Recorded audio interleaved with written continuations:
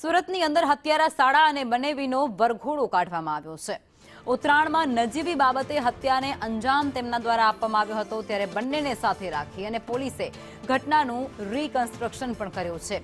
યુવકને ચપ્પુના ઘા ઝીકી અને હત્યાને અંજામ આપવામાં આવ્યો હતો। સુરતથી આ સમાચાર છે, જેમાં સુરતમાં આરોપીઓનો વરઘોડો પોલીસ દ્વારા કાઢવામાં આવ્યો છે। જાહેરમાં તેઓને લઈ જવામાં આવ્યા છે ઘટના સ્થળ પર અને ત્યાં જઈ અને ઘટનાનું રીકન્સ્ટ્રક્શન કર્યું છે। સંવાદદાતા મનીષ અમારી સાથે જોડાયા છે।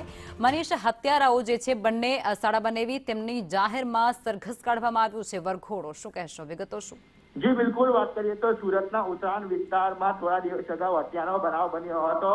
ન જેવી બાબતે બાઇક અથડાવા બાબતે વચ્ચે બોલાચાલી થઈ હતી, ત્યારે શાળા બનેવી છે તે મૃતક પર ચપ્પુના ઘા મારી તેની પર તૂટી પડ્યા હતા અને તેની હત્યા કરી ફરાર થઈ ગયા હતા। સમગ્ર મામલે ઉત્તરાયણ પોલીસે હત્યાનો ગુનો નોંધીને આરોપીની શોધખોળ હાથ ધરી હતી, ત્યારે આરોપી છે ગણેશ અને ઉત્તમ જૈના તેની ધરપકડ કરી લીધી હતી। ત્યારબાદ કઈ રીતના ઘટનાને અંજામ આપ્યો હતો તેનું ઘટનાનું રિકન્સ્ટ્રક્શન પંચનામું કરવા માટે પોલીસે ઘટના સ્થળ પર લઈ ગયા હતા અને ત્યારબાદ તેનું સરભરા પણ કરી હતી। આ આરોપીઓ છે તેનો વરઘોડો પણ કાઢવામાં આવ્યો હતો। બંને આરોપીને ઘટના સ્થળે લઈ જતા લોકોના ટોળા છે તે પણ ઉમટી પડ્યા હતા, કારણ કે જાહેરમાં જ આ જે લોકોએ છે તે હત્યાને અંજામ આપ્યો હતો। હાલ તો આ બંને શાળા બનેવીની પોલીસે વરઘોડો કાઢ્યો છે અને તેનું કાયદાનું ભાન કરાવ્યું છે।